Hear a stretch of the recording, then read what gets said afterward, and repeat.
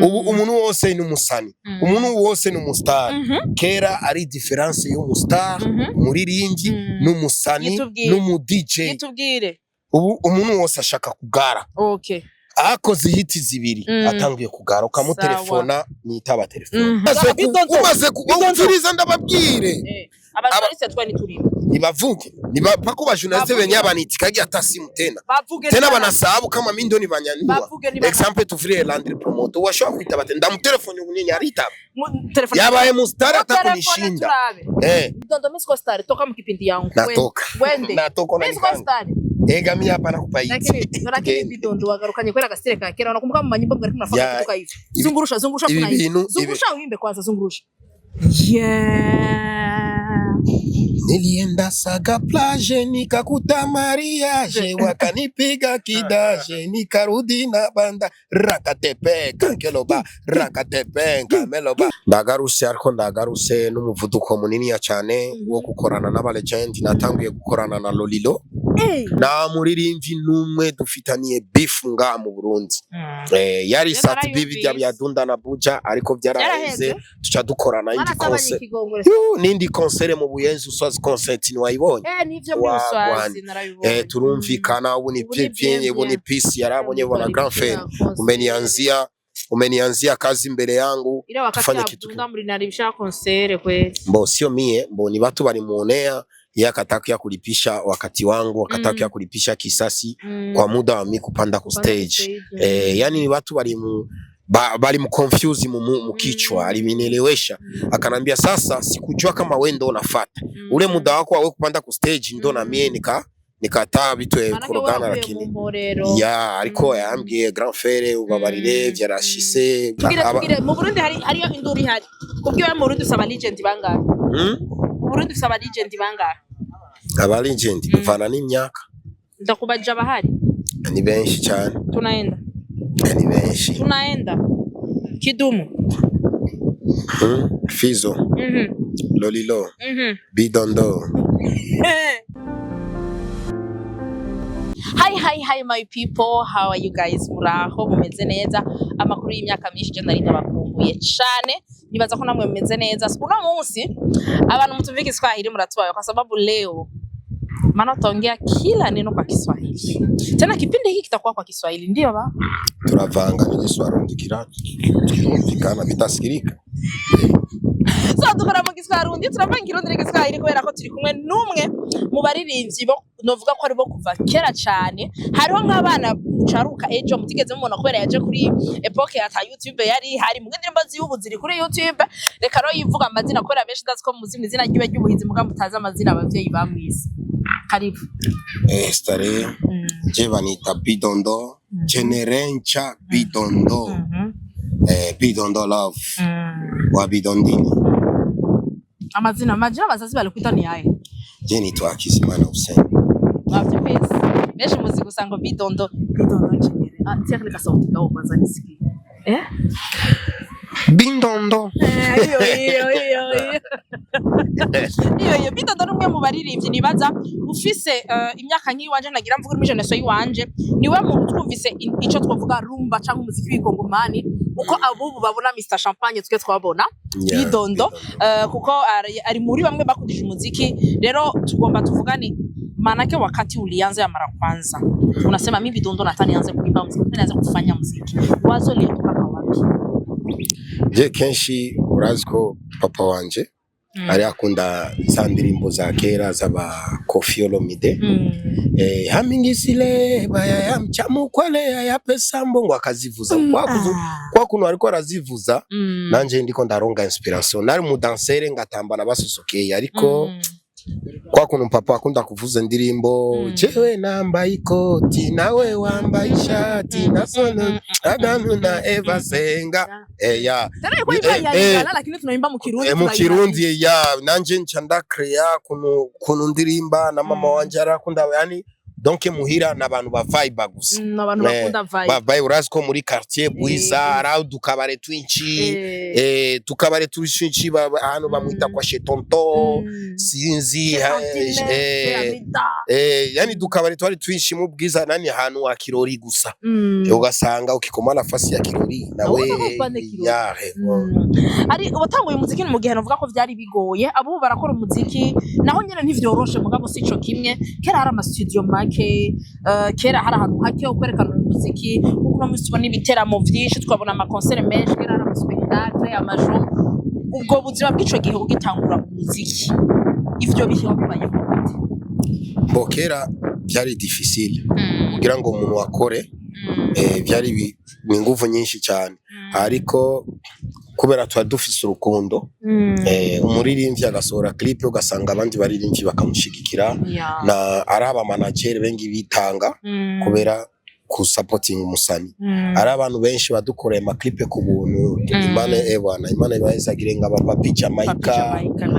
banise Jamaica bagya badukoreye ama clip ku buntu bandi ugasanga ofisa amahera make ngaba Buchum bagakorera indirimbo kubera bari bakunda umuziki ariko ba producer bubu atari 400,500 mu telefone no ku telefone ari gihe ushobora kuronga n'amahera ku telefone akakukira showbiz ubu umuntu wose ni umusani umuntu wose ni umustar kera ari difference y'umustar muririmbyi n'umusani n'umu DJ ubu umuntu wose ashaka kugara akoze hiti zibiri atangiye kugara ukamutelefona nitaba telefone nico gituma je ndafise ndabaye attention ba producer baravuma ni misi ibiri anapotea sinshobora kubavuga ko banajijua akipiga kaiti kamoya aitiki tena telefoni aba producer bo ariko kera mu producer arago umwanya akakurondera ingo subire kuri akanagufasha subiramo banking donc kera twari turondere ikintu kitabaho ikintu akataraboneka ariko ubu benshi tuko tugira amakopi kopie kole mbo biragenda birapasa ariko ari gihe dushise hagi imbere bakofasi binawakwamia kenshi tukubita afrobeat menga tusagusa n'abana Nigeria yego diragato kuna nikimbiza tuko tunaenda kufika muziki wa kisasa kandi tunaangariki mu muziki wa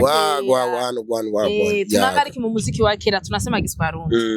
sasa kiriya gihe je ndibuka tugikora novuga ama spectacle kuri za Saga Plage hagiharawe question G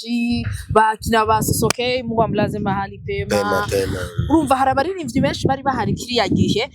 novuga ko hariho ubumwe mbega uravye abaririmbyi bakiriya gihe twovuga generation kiriya gihe ni ubona urukundo abari bafitaniye nabo arico kimwe mbega nikico bakibuze muri kino gihe mu mwiki gihe barakora bien turakundana ariko turiko turashira hypocrisy cyane nico gituma sinzi kuntu iyi festival baye birashobora kuveyo kuko iyi festival iriko yatuzanira ikintu cyo subira guhura tugakorera hamwe donc aha abantu bateguye iki kintu ndiko ndabona Saga Plage ya kera Saga Plage ile ya mubato donc ona ile ya mubato sarko yulu itakina kuya kwa baba Bosco ibi bisubiyeyo bikabandanya uko itakuwa ni vibe sana ya none iyo hypocrisy kera twari dufise urukundo na mango tukwa tunavaliana mimi nakumbuka unaona clip ya witu na tunabashamba mlivala ngoma ya mungu mimi nazima kirato Nyakabiga shati ntayazima Buyenzi unasikia Buyenzi kwa unakutana pako ba jamaa bamwa wako naitwa Dog B pako ngine wako naitwa Baby G bakina Dog B bakina Nikasul yani barachariho ariko Sly jipera na ujue na kupenda mpenzi weni mama watoto na shanga kuna kitu liona mpenzi toto yani muziki yani vibe leo afana tumepambazuka huku na kule watu kujirusha cheza kabisa musemeni after bichi ni manjonjo cheza kabisa musemeni yani ni vibe yani ni vibe ya hatari tudufise dufise vibe, twari dufise urukundo twese tukahurira muri after beach yajya kuri Havana. Ni warabango je nanyoye ibingo nza kuri iki wasanga wajibana we waronse ukazwa tunayichangia wakati unacha vraiment ile wakati ntara mashano yarahari turiye twebwe hamwe na Mustar twese turaba star twabunga hamwe abantu baje kuvyonoya n'aba journalist aba producer namwe murimo umaze kumviriza ndababwire abajournaliste twani turimo nibavuge nibapako bajournaliste benyabaniti kagiye atasimu tena banasabu kama mindoni banyanyua example tufrie Landry Promoter washobora kwita bate ndamutelefone ubunyenye arita yabaye Mustar atakunishinda telefone ni benshi tukavuga bavuge bangine baiza bakina Isaac bashobora kuntelefone sikene kwambie kiyagiye mwavugana Landry Promoter yari umukozi wa televiziyo ubafise gwiwe none ufise kuraduga nikuba ona ico gituma dufise ngorane wewe uko star zaidi kati ni bado abiyakuya sabi takuya bidondo misko star toka mkipindi yangu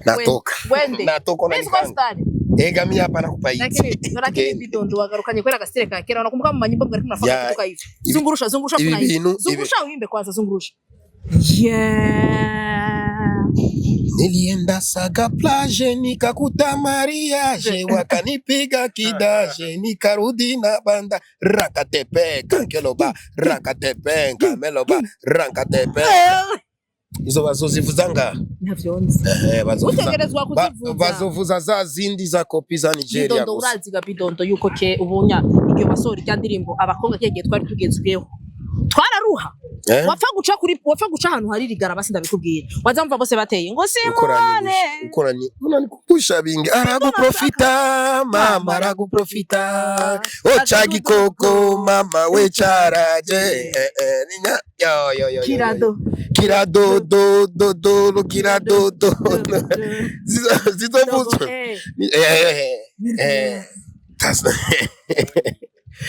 donc iki kintu umuntu yagikoze ndabashimiye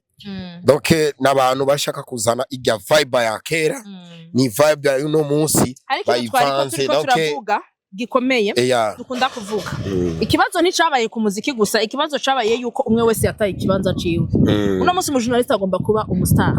uno munsi umukameraman agomba kuba umustar mbega ni ryari rero wa muri journalist azoronka umwanya wo kuduza wa muririmbyi mukanya nawe ashaka kuduga nibaza ko arico kibuze kera nabagikarema bakivodo bandi yaraguha micro kugira we uduge apana kugira nico gituma uno munsi ubona bakivodo nabandi bantu baracari mwe ngo ntihahandi nyene raba baracari hahandi nyene none wo ni igiki ubaza cyo bagituma ko ugo gwaruka tuvuga nk'aba content creator n'aba influencer bifuza kumenyekana gusumba baririmba je kubwiwanje nabona ko bari bashaka kwinjira mu muziki ariko ijwi cange tala bakabura bacha profita mu bintu by'abashaka oyo bro byasanzwe bazgari no kwambara basigaye bambara mapate apana ba manager umu journalist asigaye ambara mapate amashenete menga n'umusta Landry Promoter wanyene navyumvise oya sinamuvuze wavuze Landry Promoter ukimpigia simu hakuitiki washakwa bamwe sinavuze banafala kama basani bambara mapate ba Landry Promoter oya sinavuze ba Landry Promoter bamwe mu ndatamuzi mu commentaire ko Landry Promoter bambara mapate akaboss bakabosi bande Landry Promoter akaboss niba kunda mapate igituma ndashobora kubahanura nanje uno munsi nambaye bambare tenue de combat none urukura bahora kubegwa ndiko ndabahanura urukubahora bambare tenue de combat zijya ama jacket z'aba journaliste bashira amabike ngaha amabaje amapantaro ikirato cy'umu journaliste ashobora kwinjira no mu majiwe mu mabuye mu journaliste arinjiramo mu babuye na kamera agasanga ariko aratuzanira induru ni nani abari unasikia en fait ndo journaliste akishimama atambere ari presenter biratandukanye buraya mbona misi bionagi watu wa majabu buraya urenda buraya wapi nishaenda kule wapi sio mpaka nikuoneshe passport tena ile siku ribaliza wakati hauko nilikuwa nipotea baka tumenyereye tubona Bidondo hari kumwe na manager Bidondine iko bo manager wanje Bidondine ni Bidondine Bidondine 1 donc iyo ni secret yangu. Bidondine 1 mbona umuntu afite ubwenge ibintu byaramanura mu bintu by'imiziki nuko donc arahagarika ibintu byo ko no manager kugira ko mufamba na vishu batembera donc mu ma concert menshi ndakunda kumutwara ariko si zose zijya concert nyinshi zijya ijuru zaho niveau ndakunda kumutwara akahagarika ibintu byanje kuko office n'undi muntu sumu manager none aitwa Papa Kaila manager Omar donc ni mu boss aritanga agatanga ndirimbo akariya ndirimbo donc anapana bila kurudisha abo nibo dukeneye mu gihugu abantu batanga bila kurindira bila kurudia wa support tu muziki wa Burundi ariko Bidondo imbere yuko haba iyi festival hari haize igihe kireke tutakubona Bidondo yagiye kenshi genda umuntu ndakunda gusohoka kimya kuko na ndumu businessaire murazi ko Bidondo ndadandaza Bidondo makayabo Bidondo makayabo ritiko leta makayabo yonete Bidondo bitumbula Bidondo Bidondo mikeke ubu ni Bidondo manguo sasa style vitu nabileta sasa arigiye ndasohoka ngende kurangura makayabo siwezi kulaga kama naenda kuleta makayabo mtakia kunilomba hapana kuniroga utalala njara unasikia Bidondo makayabo ilikuya na kwa natoka naenda kuleta makayabo na profite na leta manguo manini na tereka pale juu watoto wapate ratio ya none twakwitaga yuko nyuma yi festival Bidondo ugarutse ariko ndagarutse n'umuvuduko munini ya cyane wo gukorana n'aba legend natangiye gukorana na Lolilo indirimbo iri kwa Trust B studio ariko arashiramo byitunguru Trust B bamuzi ni producer wa D1 kuva kera ariko arashiramo dutunguru ndashaka kwirekura indirimbo ya Bidondo na Lolilo ariko sinaronga abantu bo kumfasha clip yani project zanje ni gukorana ba legend hanyuma cha ndakorana na ba coming donc agenda umuntu ndakunda umuziki wa Burundi ndakunda bose na muririmvi numwe dufitaniye beef nga mu Burundi yari sat bibi bya Dunda na Buja ariko byaraheze tuca dukorana indi concert nindi concert mu Buyenzi uswazi concert ni wayibonye nivyo muri uswazi narabibonye turumvikana ubu ni pipien ubu ni peace yarabonye bona grand frère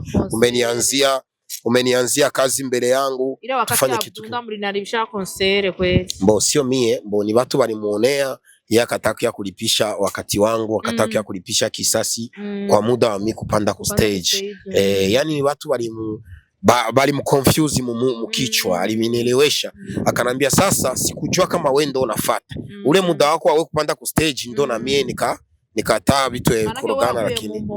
ya ariko yambwiye grand frère ubabarire byarashise urambabariye nawe neza vraiment dukora nindi concert uswazi concert muzokorana karirimbo none nawe bariko barakorana perhaps igani kikosa pesa itawa bariko barakora rero remix bariko barakora remix ariko sinzi umuntu ashobora gushaka akaji k'abakobwa nimba ari ni very nice nimba ari bivana ko nje ndibaza ko nindirimbo ya Sadi baravanye na Sadi baravanye mu bunyumba lakini abakuachana munani vya munyumba ni vya ukuri barivana sasa vya munyumba ni kweli baliachana saka mwanamke uri mukoroga mwanaume si munaachana mwanamke ndo alikoroga kama mwanaume sijui ndio vile bwana anasema kusema bwana kufukuze manake mlishindwana alimfukuza kama nake ndio vile nabisikia lakini mimi sina nitamuuliza very nice kama ni kweli utamuuliza very nice lakini amulombe msamaha Satbini mwanaume mwenye ndo mugabo vraiment kumubaririmbyi abantu bakunda kubaka bafise bakunda sinzi abandi ariko mubaririmbyi mu ba legend surtout tugire mu Burundi hariyo induri hari kubwiwe mu Burundi usaba legend bangahe mu Burundi usaba legend bangahe aba legend bivana n'imyaka ndakubaje abahari ni benshi cyane tunaenda ni benshi tunaenda Kidumu Fizo Lolilo Bidondo perhaps Yakubino bage barimba Little Men araguprofita arachari bose n'aba legend dufise mu Burundi aba legend uko mu Burundi ni benshi kubera ko generation y'ubuno nivuga ko dufise aba legend babiri Kidumu na Fizo gusa oya si Kidumu na Fizo Kidondo umuntu wamaze imyaka 25 ans imyaka 20 no muri legend kuko imyaka 20 umuntu ariko arakora c'est pas blague arabaririmbyi mu myaka 10 anapotea tena kako bejumbiraza kwa muzika twabonite abo bana bakia abana bariko barakora basigaye Fizo Lolilo na jewe mu bantu bariko baratanga akantu muri YouTube ba legend na T-Max ariko aratanga akantu cyane si haiko kutere me ariko aratanga akantu kuri YouTube nigiki rero nuwahe muti Bidondo ukoresha kugira ngo naho uryama unarudia tena ko Bidondo ule ukienda ku stage tunaona Bidondo ule wa ni nuwahe ni yahe mpamvu iri nyuma ubigenza gute kugira ngo ntutakaze canke nubihebe nk'abandi ngo bivemo nk'abandi na respect abafanzi banje ndakunda abafanzi banje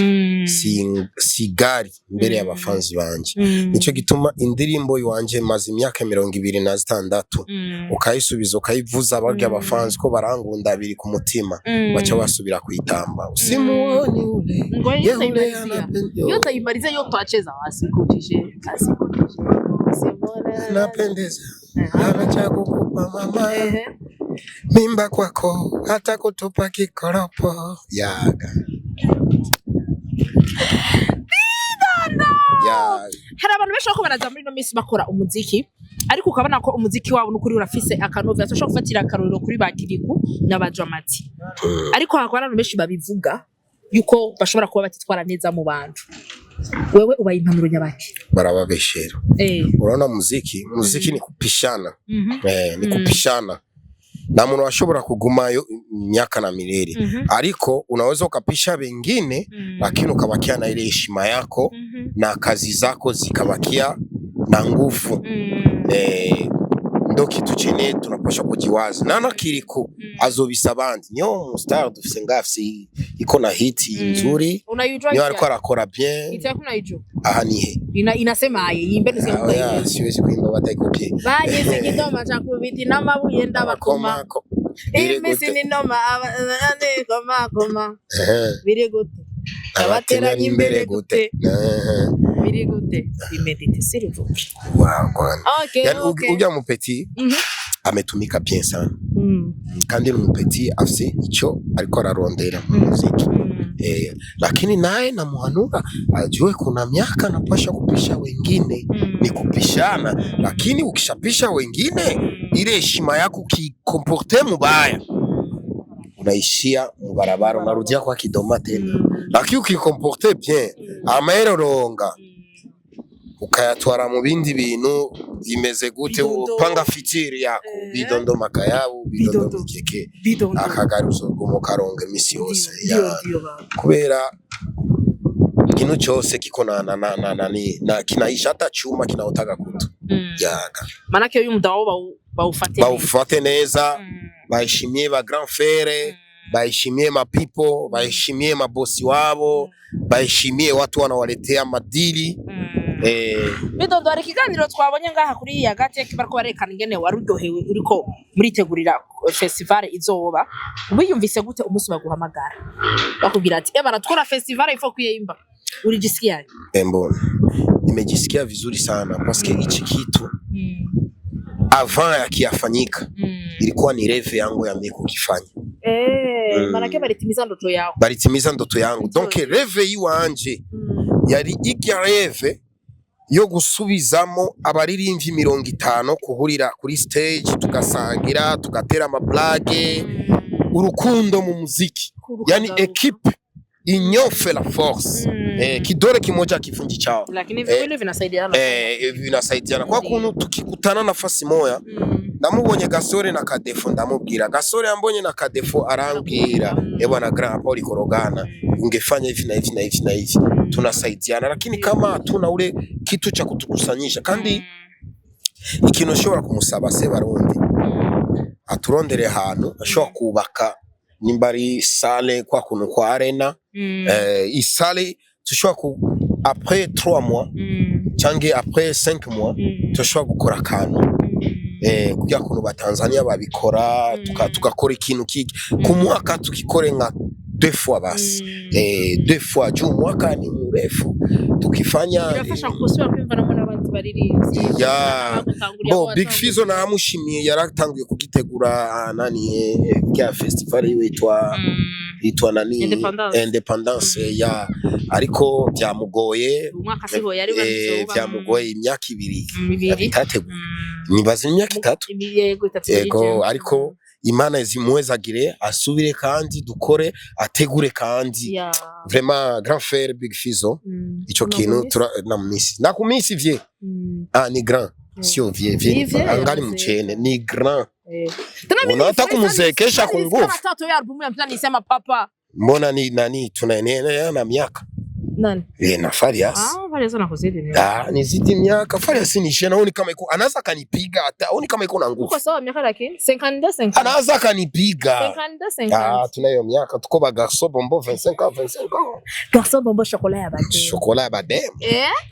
ya badem Fizzo lina sho kumukubita ugasanga nanje bidondine nzotahe eka bidondo wewe sinete probleme sina kuletea maprobleme fami sasa probleme bidondina ni mema kaya unikikuwa kunyumba na maya moja ya Bugali anakumwangia sasa bidondo nikanda kushimira ukaza kusabuturirimbire usimuone yote nipatie vibe yote sauti itatoka sitakia kukatika huko kwa nitaimba nitakuimbia deuxième voix ndakuwa naingiza kwa sauti yangu Chemere chayo usimuone ule anapendeza usimuone ule anapendeza asekoteje usimuone anapendeza ana cha kukupa mama leo na kesho tumbu kwako hata kutupa kikoropo haya kwa kuna familia baba na mama watalia tulia upate cha kusoma ili uendelee mbele hatapendeza kila siku ili upate cha kupata uzuri wake utaisha kila siku na meremeka mama yangu fungua macho usitishike na kupendeza usimuone ule ya ule anapende kama asekoteje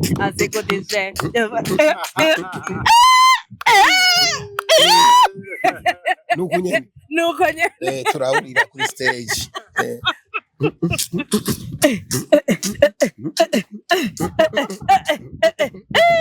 tena shakwana kisusu cha vile fete ulipata fete